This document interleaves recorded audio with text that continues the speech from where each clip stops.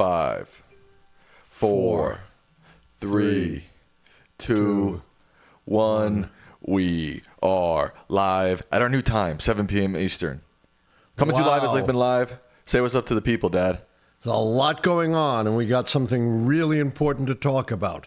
The future of America and the future of the world.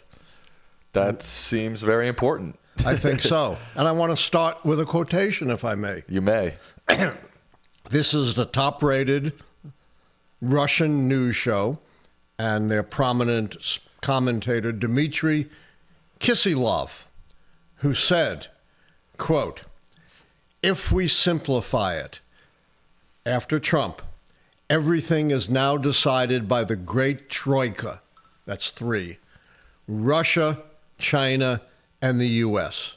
That will form the new structure of the world. Go ahead, Dad. All right, as I said, we're talking about something of somewhat importance, the future of America and the future of the free world. And I'm going to read you a couple of quotations. This is from the Soviet state media, actually the Russian state media. Being an old dinosaur, I sometimes fall into that because Vladimir Putin, the new dictator of Russia, as I'll explain later, is very much trying to restore the old Soviet empire and follow old Soviet policies. So, this is the top-rated Russian news show. Their prominent commentator, Dmitry Kisilov, and he said... That's not a real name. Actually, it is. Kisilov? Kisilov. Kisilov. Wow. Right. I'm only reading what I see. I didn't make that up. Okay. You can't make this stuff up. Right. You know, if I made up half the stuff that's going on in America as a novel, 10 years ago, I would have been laughed out of the publisher's house. All right, so Kisilov says, if we simplify it, everything now is being decided by the great troika, Russia, China, and U.S., that will form the new structure of the world. In other words, the world will be now divided up between Russia, China, and the U.S. And Sam, what do Russia and China have in common? They are both... adversaries of the U.S.? Beyond that, what kind of government do they have? Authoritarian. They're dictatorships. So basically they're saying the U.S. would be the third rung of the third stool of the three-stool troika of three dictatorships carving up and deciding the future of the world. We'll unpack that in a few moments. I want to read another quotation. This is another prominent state media host, and I'm not making this name up either. What is it? Yevgeny Popov. That's better than Kisilov. Kisilov, yes.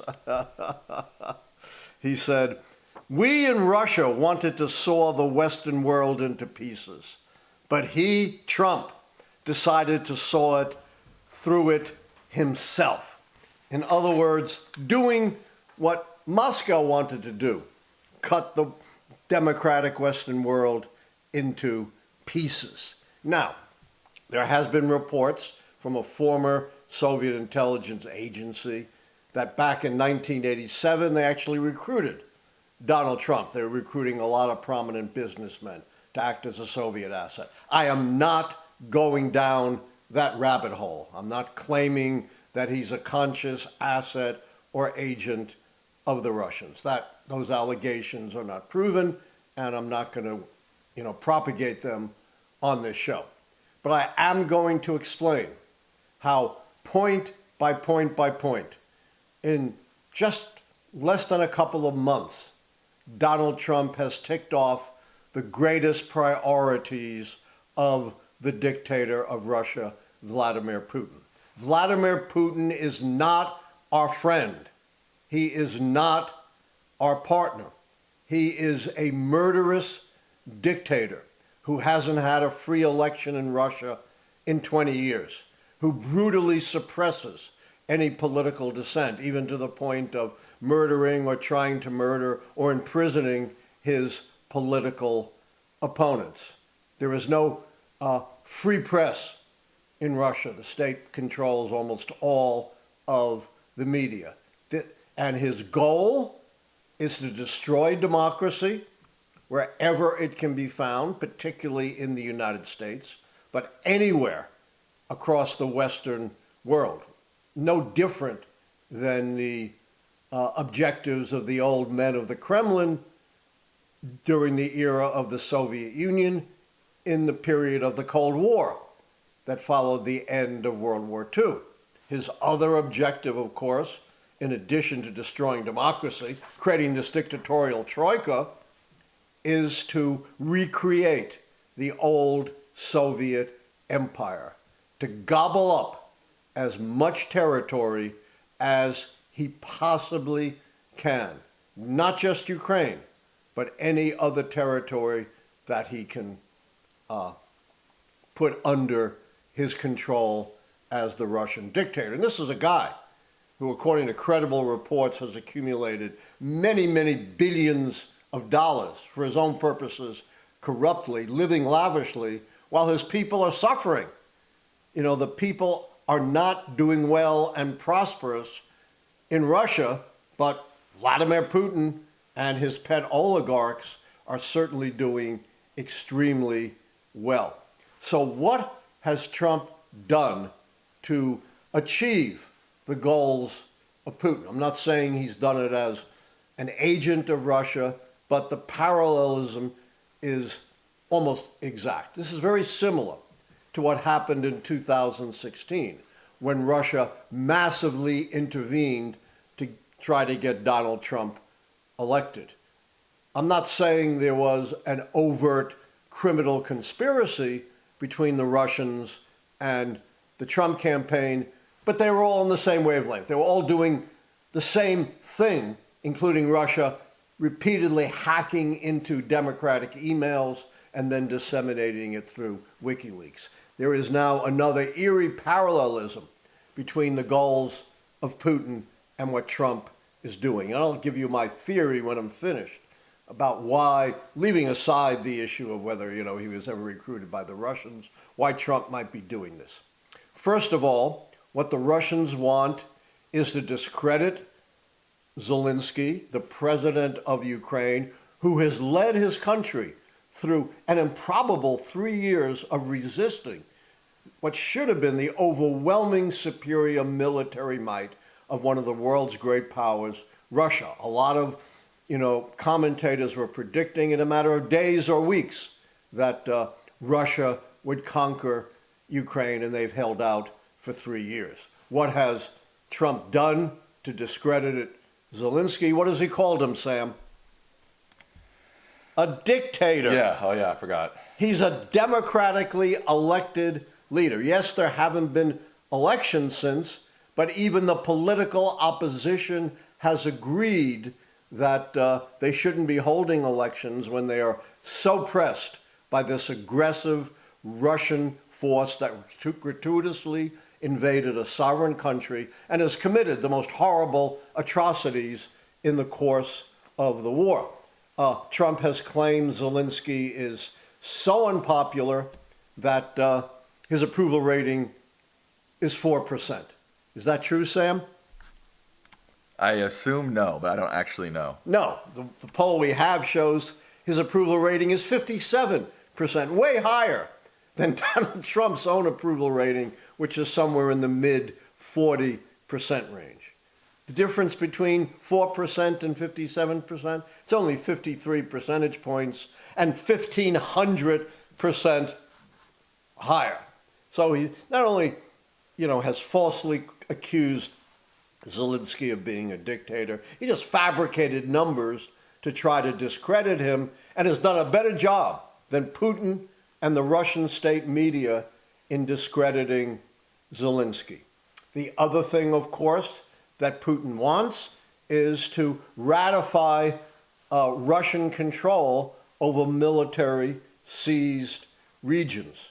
And that's exactly what Trump seems to be heading towards, negotiating with the Russians first without even including Zelensky in those initial talks, and undermining the Ukrainian position by undermining the idea that America would guarantee Ukraine's security after supposed peace, and undermining the idea that Ukraine would join NATO. Instead, he said, I trust Putin. You know, he's not going to go back into Ukraine or engage in any other actions. When was the last time, Sam, a major leader of the Western world said, I trust the dictator and we're going to have peace in our own time? Never. Once. Oh. 1938. Okay. The infamous Munich Conference, when Neville Chamberlain, the Prime Minister of Great Britain, struck a deal with Hitler, basically saying the same thing. We'll give you certain territory in Czechoslovakia, but you're not going to do anything more aggressive. We're going to have peace in our time, and Herr Hitler has guaranteed that. How did that work out, Sam? Not well. Not well. It led to the Holocaust against the Jews that cost the execution of 6 million Jews and, many hundreds of thousands of other innocent persons, and led to the worst war in the history of the world that took over 60 million lives, most of them civilians. That was the last time a major leader of the West says, I'm going to trust a murderous dictator. Take Putin at his words. My goodness. And here's another comment about Trump's Ukrainian policy from the Russian state media. From Washington, it looks like he's giving Russia all the cards and tools it needs to successfully continue the special military operation and achieve success. What further did Trump do? Stopped aid and paused intelligence, which probably cost lives in Ukraine because it undermined their ability to resist Russian aggression. I believe either just today or yesterday he said he's going to resume aid, he's going to stop the pause, but who knows with Trump how long that is going to last. So that's 2 points, Zelensky and the war in Ukraine. But let's not stop there. What's happening with the American economy, Sam? The stock market is crashing. The stock market is crashing. We've had, one of the worst weeks and a half in history in the stock market.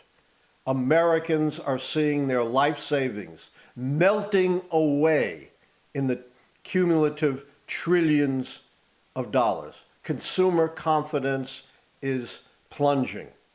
Forecasts by the Federal Reserve for the future in the near term of the economy have turned sharply negative. Only 37% in the latest polls of the American people have confidence in Trump's approach to the economy. Thousands of federal workers, willy-nilly, have been fired, putting pressure on the budget by collecting unemployment compensation, not spending in their communities, not paying taxes. The economy is in a shambles, which exactly plays into Putin's hands, right, Sam?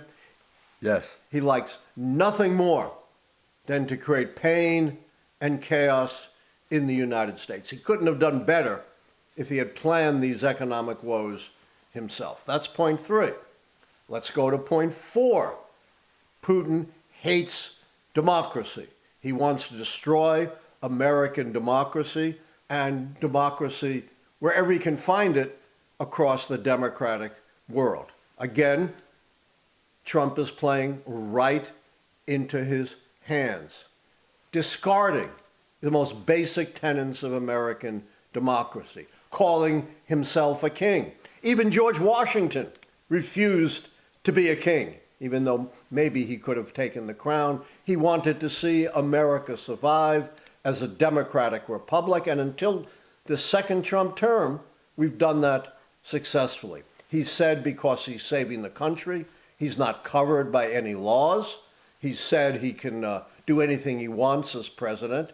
He's blatantly violated the explicit terms of the Constitution by trying to deny citizenship to children of undocumented immigrants born in the U.S.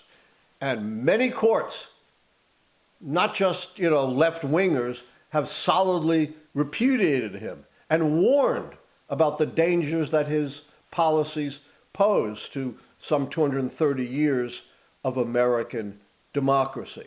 And Trump and his ally Musk and other allies are tone deaf to this. They've denounced the courts. They've attacked the courts.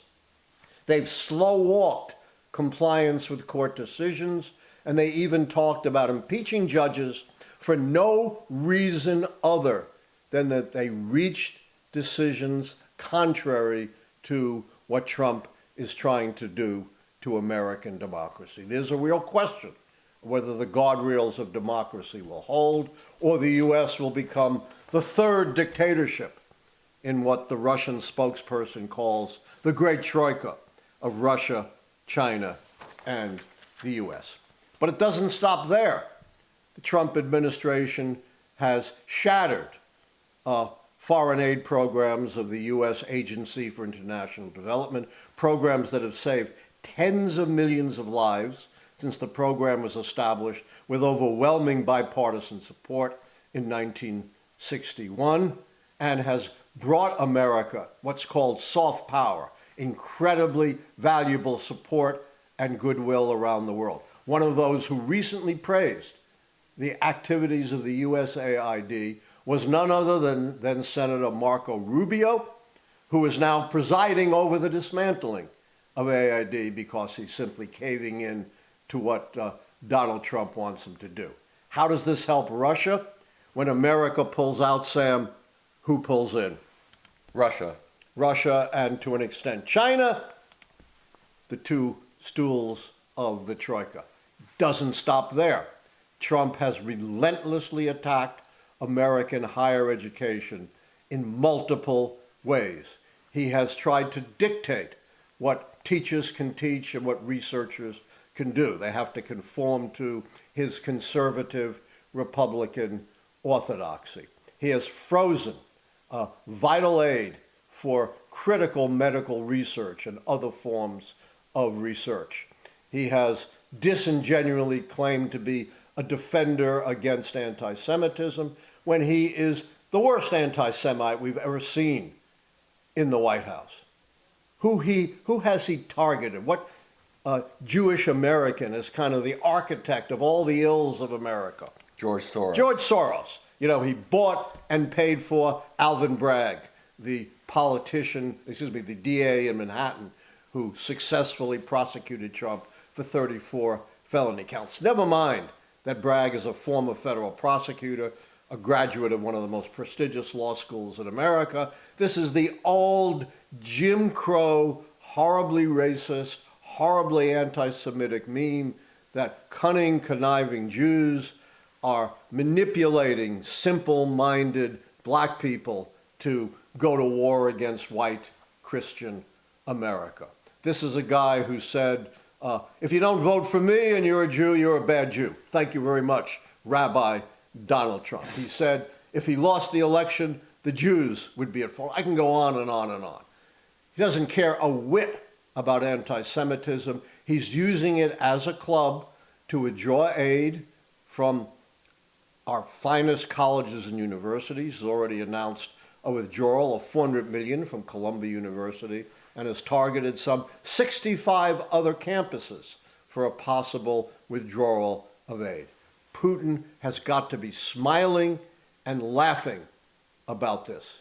We are losing under Trump the intellectual, the brain war with Russia by attacking higher education and by dictating what people can think and teach. You are also undermining the kind of critical thinking that's antithetical to dictators like Putin or would-be authoritarians like Donald Trump. And of course, he has warred on the federal bureaucracy willy-nilly, hollowing out critical federal agencies, including the agency responsible for maintaining the safety of our nuclear weapons, agencies responsible for protecting our health, agencies responsible for tracking climate and helping people deal with disasters, creating further pain and chaos in the United States, something that Putin absolutely loves. And of course, Donald Trump has greatly contributed to American polarization, to pitting one American against another. Vladimir Putin could not have better planned this. Now, why? I'm not going down the rabbit hole of saying he's a recruited Russian agent, but I think there are some very strong reasons why Trump is doing what he's doing. First and foremost, he's made it clear he admires the bloody dictator Putin, whereas he falsely accused Zelensky of being a dictator. He's never criticized Putin as being a dictator. As I said, a guy who hasn't had a free election in 20 years, controls the media, does horrible things to his political opponents, none of which characterize President Zelensky in the Ukraine. He would like to be like Putin, president for life. He's even talked about being president for life, somehow overriding the 22nd Amendment that limits presidents to 2 terms. And some of his sycophants in Congress have introduced bills to override, just for Trump, the 22nd Amendment. He would like the freedom, as Putin has, to do anything he wants without being criticized by pesky journalists, without having to worry about the courts upholding the rule of law, without having to worry about being beholden to the American people or to Congress. Second thing, and this goes way back to my book, The Case for Impeachment, 2017.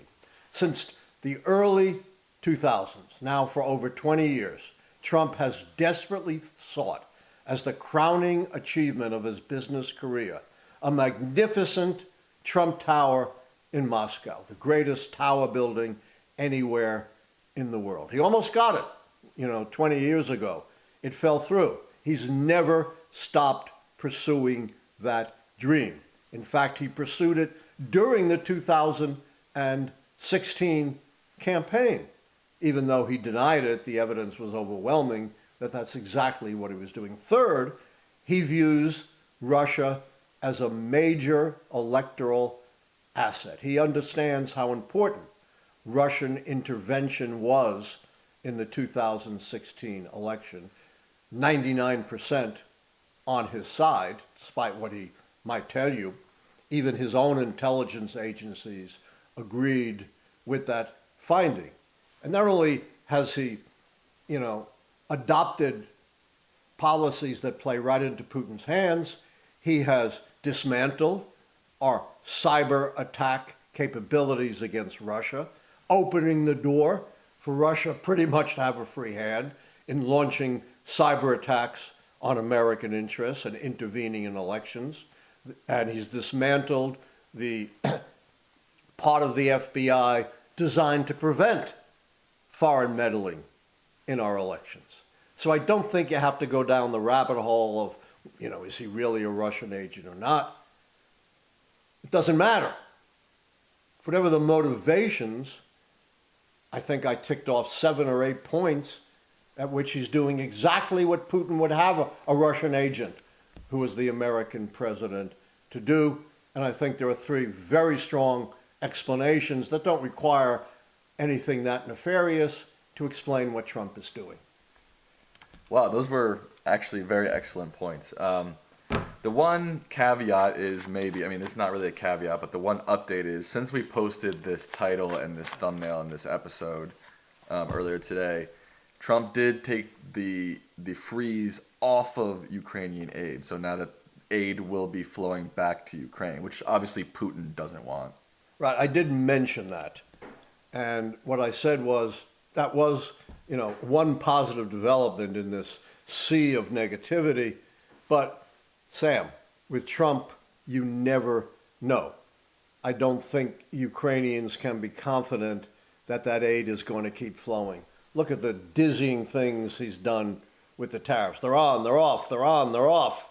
You never know with Trump. And by the way, who is he targeted with tariffs? China, yes, but also some of our staunchest allies, probably our strongest ally, Canada, and another country on which we're very dependent, Mexico, and the European Union.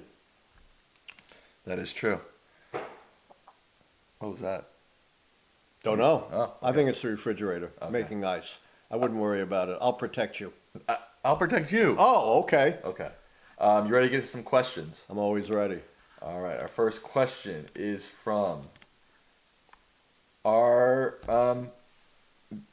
wonderful channel manager and business manager, Savannah. Oh, we love Savannah. Yes.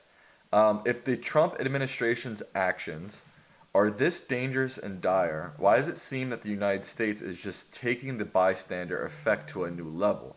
Or maybe a better way to put it is that we are shouting into the void. A very brilliant question. And it has two answers. Number one, remember who controls the House and the Senate, Sam. Republicans. Right. And they're in tune with the Trump agenda.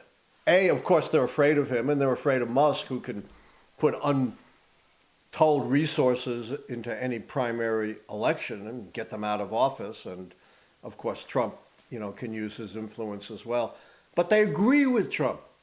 There is no daylight any longer between Trump and the Republican Party. That is a major theme of my new book, Conservative at the Core, A New History of American Conservatism.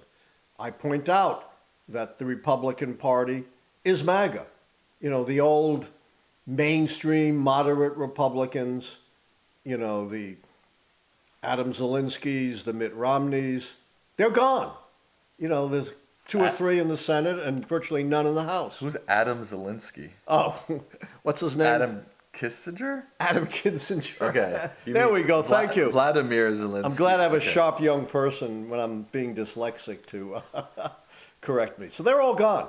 There's no daylight between Republicans and Trump. And as the Democrats, what have I said is the one-sentence description of American politics. Democrats have no spine, Republicans have no principles. Right. So we have Republicans who have no principles, and then the Democrats who don't have the spine. I've been saying this for years. Republicans play hardball, Democrats play wiffle ball. And I mentioned one thing I thought the Democrats should do, and that's the shadow cabinet, which has been used with great effect in European countries. You should not call it the shadow cabinet. That's a bad name. Call it the Truth Squad. Get together the most effective Democratic spokespersons to dog and challenge everything that Trump does. I'm not the biggest fan of that. I know. But you gotta do something. Now, what else was I saying about the failings of Democrats besides their lack of spine? What else are they really? They're terrible at messaging, and I've seen no improvement in their messaging. The two people I think Democrats should take the lead from is one, I'm very supportive, AOC, right? Alexandria Ocasio-Cortez. She's been really good. And the other I've been lukewarm about, another old guy like me, who am I talking about? Bernie Sanders. Bernie Sanders has been really, really good. Democrats could take the lead from both of them. Okay. Oh, and my new book, Conservative at the Core, A New History of American Conservatism, is available for pre-order. And I've looked, and there are orders coming in, either from the Notre Dame Press website. Conservative institution has published my book. That'll give you some indication of its power. Or, of course, from the Amazon site. You can pre-order from either of those sites. Someone just said, can we call Dr. Lichtman's fans the Truth Squad? That's pretty good. That's pretty good, but we need someone with a little bit more clout than us. Professor, in the past 48 hours, a Columbia grad student was abducted by ICE and the Black Lives Matter mural in front of the White House was destroyed. How can people justify this? You can't justify it. It's already in the courts, and I think there's already been some action against it. This person was in the U.S. legally. There are many ways in which you can be in the U.S. legally without being a citizen. Do you know what those are? There are like 3 of them. The student visa. Student visa. Work visa. The green card. And temporary protected status. Yeah. And this guy was a perfectly legal alien. He had a green card. There was no business for ICE, which supposedly is only dealing with undocumented, or as they call them, illegal immigrants, should have no jurisdiction over legal immigrants, no justification for ICE intervening. And this is another thing that Trump has been doing. This may be number 9 or so. Killing free speech.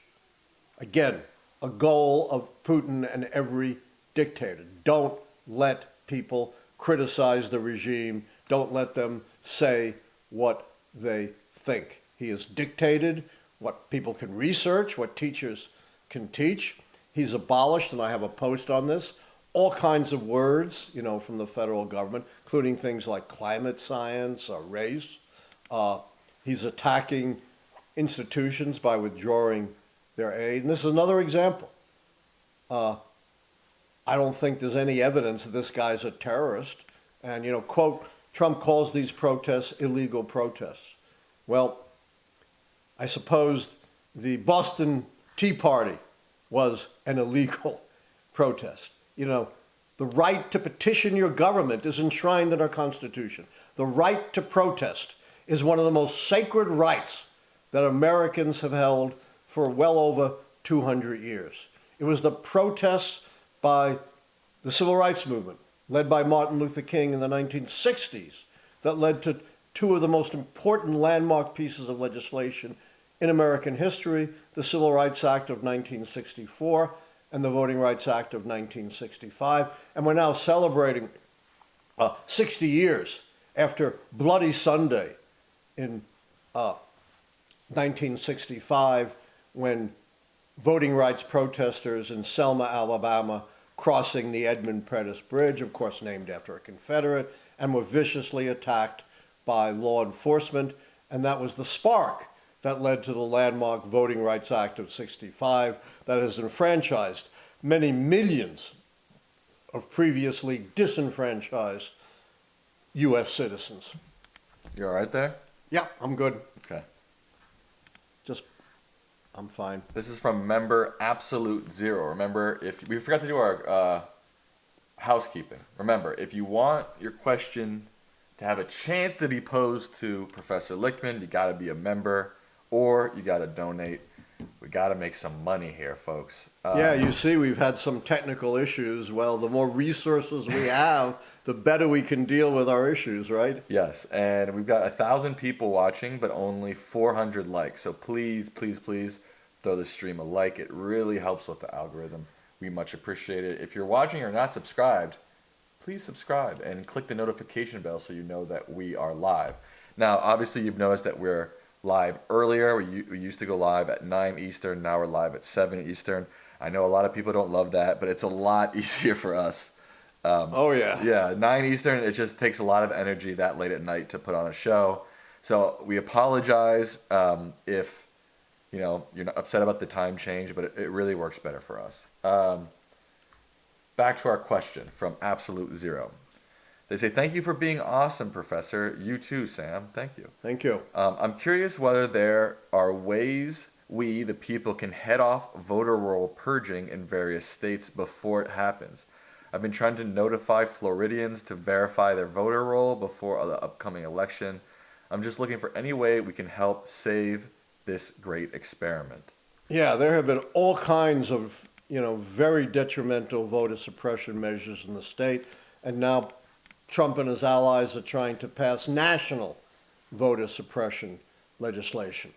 And it has to do with purging, voter ID, proof of citizenship, early voting, same-day voting. All of this is under attack for no reason other than to suppress the vote, particularly of more marginal persons like racial and ethnic minorities.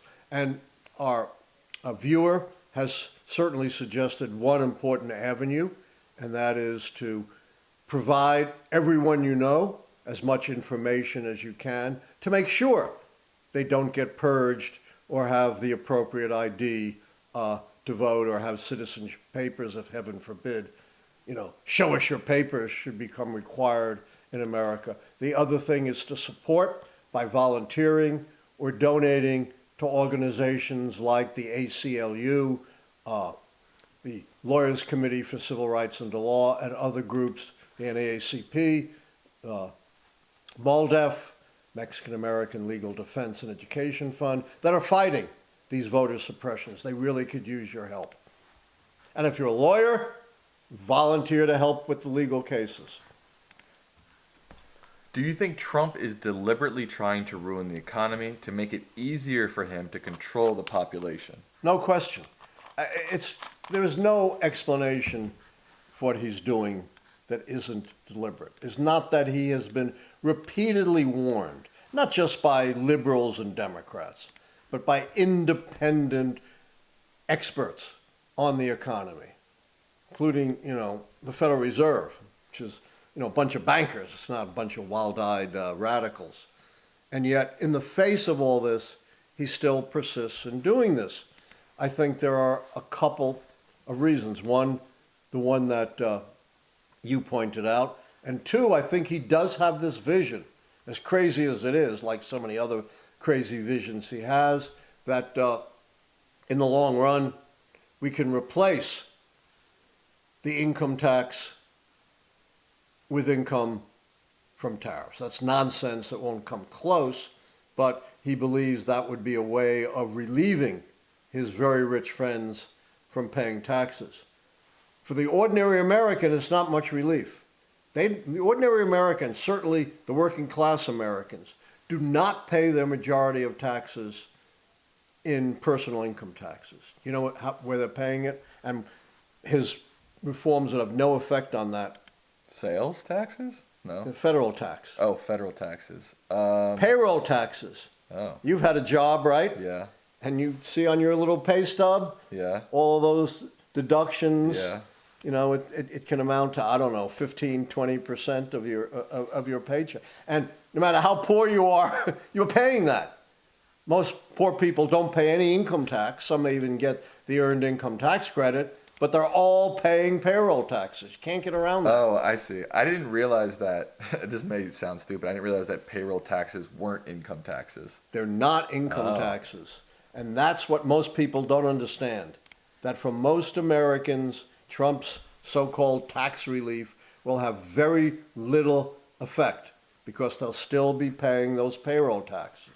Whereas for the very rich, payroll taxes are nothing, but they will get, I think one estimate was that Trump's proposals would save the richest few percent about $80,000 a year, and almost nothing for average Americans. This is one of our Discord questions for the night. If you want to join the Discord, the link to that is in our link tree in the description of this video. This is from NanoRider. They say, I'm a Danish amateur historian. I've read Mein Kampf and some of Project 2025. They look very similar, and at some points, although Project 2025 is extremely detailed, though the scope is the same. I think Project 25 is the new Mein Kampf. Professor Lichtman, what's your take on this? In some ways it is. It's clearly... Really? Let me finish. Okay. Some ways, right? Right. I was very careful.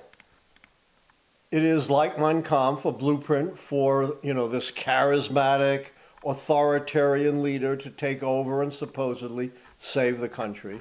It's not filled, however, with the explicit, implicit violence of Mein Kampf or the scapegoating of the Jews or any other particular group. So in that sense, it's fundamentally different from Mein Kampf. And I'm always reluctant to compare anyone to Hitler, and I don't think Trump is a Hitler. And you don't have to be a Hitler to be an authoritarian, by the way. Most authoritarians are not Hitlers, but, they're still oppressing the people of their country. I put a post on this on X, and I noted that according to press reports, quite a few Trump voters are expressing buyer's remorse, which is reflected in his plummeting approval ratings. They're now below his vote, and I think they're going to continue to go down. And they're saying, "Oh, we didn't vote for this." And my answer was, "Oh, yes, you did. You were repeatedly warned, for God knows how many months on this show, but we're hardly the only ones, that this is exactly what Trump was going to do, following the blueprint of Project 2025, which he almost point by point has slavishly followed, even though he lied about having nothing to do with Project 2025. You know, if you believe what Trump tells you, I have a big bridge in my hometown of Brooklyn. I'll be happy to sell you at a discount price. How much? 10 million. I don't have it. That's peanuts for a bridge. This is a long one. This is from our member Suki. Can you boil it down? Well, I haven't read it yet. Yeah, I have a big document with all the questions. Yeah, I see the big, all those, yeah. yeah.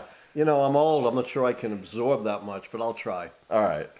Hi, Professor. My other favorite historian, Heather Cox Richardson, recently offered a hypothesis about why Trump is making these terrible decisions regarding the economy. He's trying to crash it on purpose. The very rich get richer during recessions because they can buy things for cheap. He's been talking about government property as assets to be sold. It makes sense why he wouldn't rule out a recession in that Fox News interview. I'm worried that he will cause an actual depression instead of a recession. What do you think about this hypothesis? And do you know Heather Cox Richardson? Because I would love to see you collaborate with her. That's not a bad idea. I don't know if I've met her. I probably have, but I'm a great admirer of hers. I think she's an outstanding mind, an excellent historian, and I couldn't agree more. You got to understand, you know, Trump is always doing what he thinks will make his rich friends and himself richer. You know, look at how he's using the presidency to grift on his supporters. What is this coin that he set up, this worthless meme coin, just as he set up this worthless Truth Social, you know, grifting on his supporters to buy into this company that has no revenue. So absolutely, I agree with this commentary. It's absolutely correct. This is from I don't know how to say their name. I would like to know more about Elon Musk and his family involvement with apartheid in South Africa. Can we deport him back to South Africa? We probably could. You know, I'm not an expert on his history, but there are those who believe that he is an illegal immigrant, that he came to the U.S. and worked illegally without a green card, which would make him an illegal immigrant subject to deportation as much as any other illegal or undocumented immigrant, and more so than the student who is a legal immigrant who ICE just arrested. And I'm not an expert on his family history. I haven't studied it myself, but there are certainly credible reports that his family was very much in sync with apartheid. Again, I'm not vouching for the truth of that. I'm just saying there are such reports. Do you think that with all the voters in red areas that are upset with this dismantling of Elon and Trump's actions, do you think this is going to cause the House and Senate to get a supermajority where Trump might be impeached and removed? I think there's no chance that there's going to be supermajorities in the House or the Senate for Democrats. And there's a big caveat here. Assuming we have a free and fair election under Trump in 2026. And that's a very big assumption. I do think the Democrats will take back the House, and it's going to be tough to take back the Senate, but I think there'd be at least a 50-50 chance of that happening. But in this age of political polarization, recreating supermajorities like those under Lyndon Johnson or Franklin Roosevelt is incredibly unlikely. What would have happened if Southern Reconstruction never ended in 1877? Well, you know I don't like to answer hypotheticals, but depending on how it would have proceeded, and it's not clear how it could have been sustained since those in the North had lost their commitment to continuing Reconstruction. But presuming we had a long-term legitimate Reconstruction of the South, we may well have avoided the horrors of nearly 100 years of Jim Crow discrimination, which still lingers in the U.S. One of the words that Trump wants to abolish is discrimination, as if there's no discrimination left in America, and that he is the great exponent of a purely meritocratic society. And what kind of merit appointments has he made, Sam? Not good ones. The worst merit appointments, by far, not close, in the history of the country. Would eliminating daylight savings time be a major domestic policy change / achievement, and thus flip that key true? Again, I don't like hypotheticals. Depends what the reaction would be, but that seems a little bit of a stretch to me. Elon is begging Trump to save his companies from going bankrupt. Does this mean Trump is about to cut Elon off as dead weight? You never know what Trump might be doing. He basically has no friends. He has no loyalty to anyone. For Trump, loyalty is a one-way street. You're loyal to him, but he doesn't have to be loyal to you. Look at his trashing of so many people who worked selflessly for him, General Mattis or General Kelly, among many others. So who knows? If Trump thinks Musk is a liability, he would jettison him in a heartbeat, but he needs Musk's money and Musk's control over X. Do you have any opinions on Mark Carney becoming the PM in Canada? I don't really know enough about Carney. Seems like a good leader, but the jury's still out. He just became leader, and I really don't know much about him. I'll be watching, and maybe in a couple of weeks I'll have a better answer for you. Another point about Trump jettisoning Musk: he needs Musk. Musk is a great foil for Trump. Let all the criticism be heaped upon Musk. If it wasn't heaped on Musk, who would be heaped on? DJT. Exactly. Do you think that Trump is going to bankrupt the United States? I'm not going to predict that, but it's certainly not impossible. Really? You think he's going to bankrupt the United States? Well, he wants to blow a big hole in the deficit. He wants to create an internet. He may or may not, who knows? Certainly has the potential to create an international trade war. I'm not saying he's going to bankrupt the United States, but certainly if he keeps going the way he's going, we're in for a lot of pain. Another Discord question from Barbecue Beans. They say, Professor Lichtman, what do you make of Gavin Newsom starting a new podcast and saying his son is a Republican and a fan of Charlie Kirk and Joe Rogan? A common theme people pointed out during the election season is Trump went on every podcast leading up to the election, of which Gen Z men primarily get their news. What do you make of this? Well, I'm not going to comment because I haven't heard his particular podcast, but I will say the viewer is on to something. We've talked about that a lot on this show.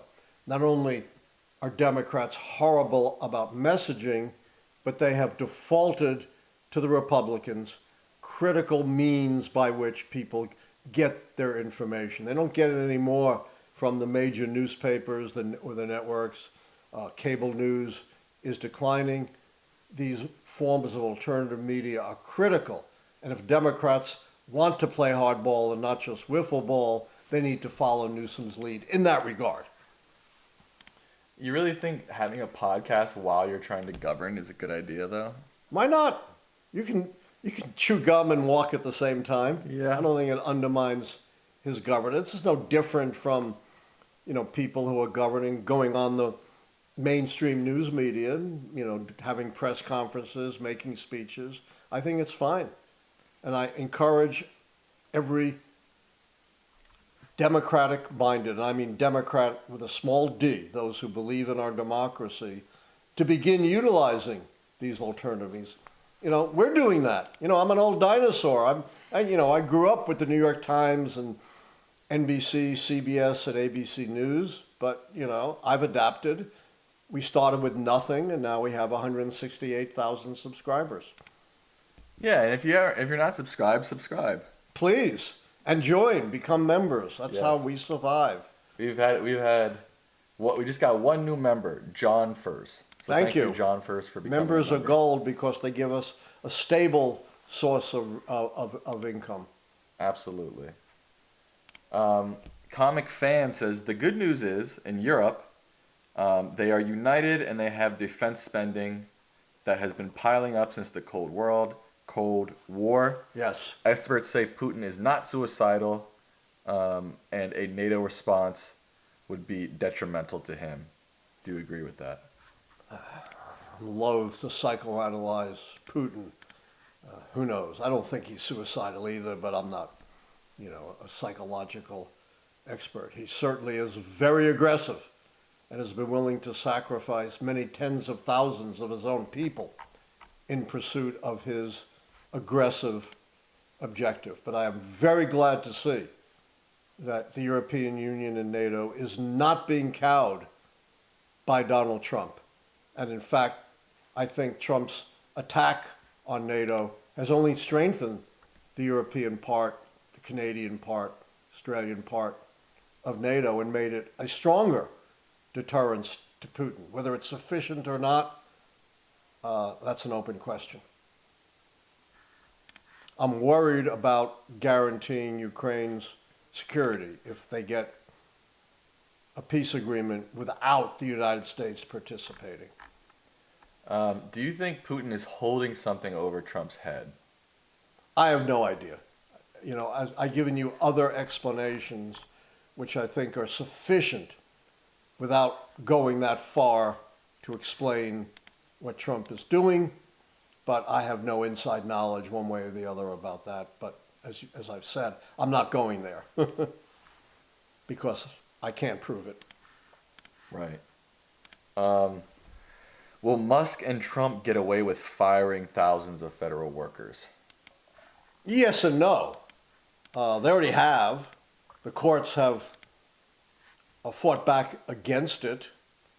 But, once you break the egg, you can't necessarily put it back together again. So even if the court orders the firings be countermanded, it's not clear that the Trump administration would take the strong action necessary to bring back the workers, or that the workers would be in a position necessarily to come back. So yes, I think, I can't tell you how many, but certainly there will be firings that will hold in the thousands, weakening our ability to combat disease, to combat natural disasters, to combat climate change, to establish America's presence around the world, to take care of our veterans, to keep our nuclear weapons safe, to keep our skies safe, and so many other priorities. All to no end. You're not going to save money by doing this, as I've explained many, many times. Right. How can J.D. Vance lecture Europeans about free speech when his own government is banning free speeches in colleges?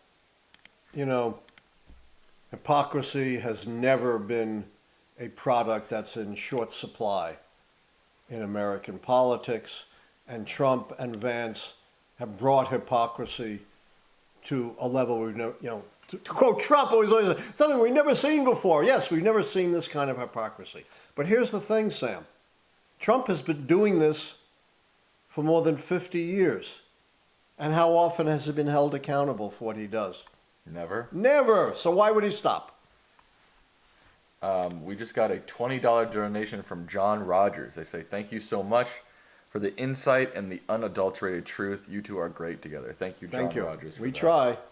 We're getting close to the hour. Yes. I'll take 4 more questions. Okay, 4 more questions. Since we're starting earlier, I can go a little longer.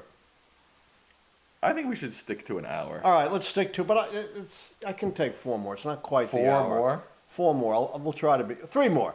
3 more. Okay. That will still take us past the hour. Okay. Let's see here. Have you ever heard of Voter Alliance? They talk about finding. And their findings. It's very informative. Are you aware of Voter Alliance? It sounds familiar. There are a lot of organizations with similar names, but I can't summon a particular reference at the moment. Here's a question from a non-member, non-donation. Why is there no legal way to get Musk out of the White House? There should be. There should be. We've talked about this on a previous show. He is acting in violation of the Constitution. There's an appointments clause in the Constitution which says there are two kinds of federal officers and only two kinds. One is full superior federal officers who must be appointed by the president and confirmed by the Senate. There's a little loophole for an interim appointment, but that's irrelevant here. Has Musk been appointed and confirmed by the Senate? No. No. Second thing is an inferior officer. He really isn't. He's acting like a superior officer. But those offices have to be established by Congress. Did Congress establish an office for Musk? No. No. And they're trying to argue it's not really Musk doing this. It's, some bureaucrat in some obscure agency who's really, making these directives. Is that even remotely true? No. No, it's a total subterfuge. Come on. Rami says, Mr. Lichtman, great respect from Turkey. Thank you. I'd like to visit Turkey. It's one of the few countries I haven't been to. Rick Evans wants to know, is anybody willing to enforce the law? No one in the Trump administration wants to enforce the law. Instead, they want to make up violations in accord with their political priorities, not in accord with breaking the law, like going after our colleges and universities, going after, with immigration customs enforcement, a legal immigrant, going after, their political opponents. All right, with that, we will wrap up Lichtman Live for the night. Dad, what are your final words to the people? The Kremlin is cheering for good reason. It's no accident. The parallelism, as I've explained in great detail, is too great. We cannot let the world become a troika of three dictators in the U.S., Russia, and China. It is critically important, and, I've outlined 5 or 6 ways we can fight back on, my previous show. Vote, organize, protest, contact your senators, your congressmen, your local officials. Support organizations like ACLU and CREW that are fighting back. If you're a lawyer, join in the legal battles. The burden of saving our democracy is on every one of us. And with that,